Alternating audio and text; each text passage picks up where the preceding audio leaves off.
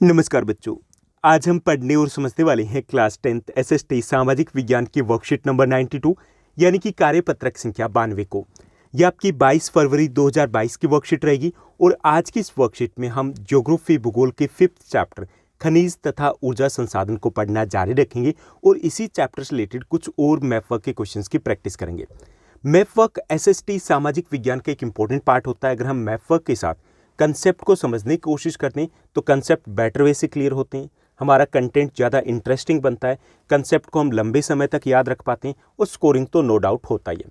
लेकिन mostly students के साथ इश्यू क्या रहता है कि वो मैथ वर्क को इग्नोर कर देते हैं। जब चैप्टर की बात आती है तो वो चैप्टर यानी कि उसी कंटेंट के ऊपर फोकस कर देते हैं। मैथ वर्क के ऊपर ये रहता है कि हम बाद में करेंगे।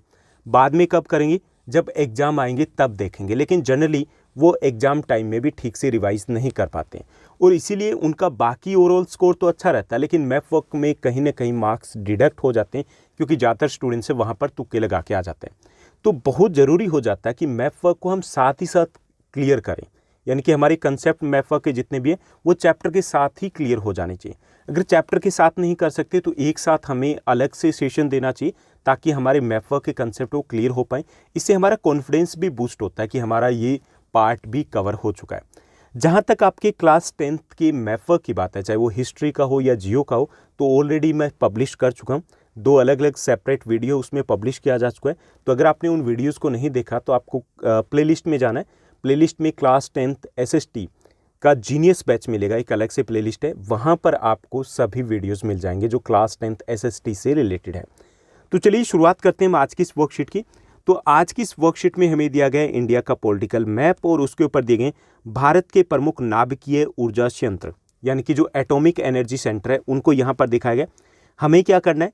उसकी पहचान करनी है और उनका नाम लिखना है। तो कितने दिए गए? 4 दिए गए, 4 दिए गए। सबसे पहले नरोरा दिया गया जो कि बिल्कुल नोएडा के साथ लगता है, यूपी में आ जाता है नरोरा। उसके बाद कलपक्कम है जो कि तमिलनाडु में है। तीसरा काकरापारा जो कि गुजरात में है। तारापुर जो देश का पहला नाभिकीय ऊर्जा संयंत्र था ये मुंबई के पास है, महाराष्ट्र में आ जाएगा। ओके, इन चारों को हमें पहचानना। तो अगर हमें स्टेट का पता है तो ऑलरेडी हम पहचान चुके हैं उनको। तो चलिए एक बार फिर से हम देख लेते हैं मैप में कि कहाँ पर इनको कैसे लोकेट किया गया। तो सबसे पहले ए के साथ हम शुरुआत करेंगे। जो पॉइंट ए दिया गया ये हमारा नरोरा है। ओके, नरोरा है, किस में है? ये यूपी में है, दिल्ली के बिल्कुल पास में आ जाता है। क्लियर। उसके बाद जो बी पॉइंट दिया गया ये आपका काकरापारा है। क्लियर, ये आपका काकरापारा है। कर लोगे आप? कर लोगे। उसके बाद तीसरा जो दिया गया ये आपका तारापुर है। क्लियर। और ये जो चौथा 4th दिया गया ये आपका कलपक्कम है। ओके, ये आपका कलपक्कम आ जाएगा। क्लियर। तो एक बार फिर से देखिए, ये आपका नरोरा हो गया पहला जो है। ये दूसरा अगर आपकी बात करें तो ये आपका काकरापारा हो गया जो कि गुजरात में है, काकरापारा। उसके बाद जो तीसरा दिया गया ये आपका तारापुर है, तारापुर। उसके बाद 4th यहाँ पे दिया गया ये आपका कलपक्कम होगा। ओके, ये आपका कलपक्कम आ गया। ओके, तो ये आपके 4 दिए गए। ये आपका नरोरा, यहाँ पे काकरापारा, ये आपका तारापुर और ये आपका कलपक्कम हो गया। तो ये हमारे 4 महत्वपूर्ण नाभिकीय ऊर्जा के संयंत्र है और ये आपके एग्जाम के लिए बहुत ज़्यादा इंपॉर्टेंट रहने वाले हैं। अब इस मैप को आप अपनी वर्कशीट नोटबुक में कैसे करोगे? एक वे तो ये रहेगा कि आप मैप को ड्रॉ कर लीजिए, उसके बाद इनको लोकेट कर सकते हो।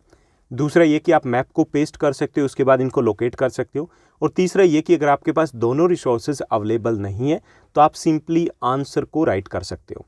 तो ये थी हमारी आज की वर्कशीट। उम्मीद करता हूँ कि सब कुछ आपको अच्छे से समझ में आया होगा। अगर आपको ये वीडियो, ये वर्कशीट अच्छी लगी तो इस वर्कशीट को लाइक और शेयर जरूर कीजिएगा। आज के लिए बस इतना ही। Thank you, bye bye, have a nice day.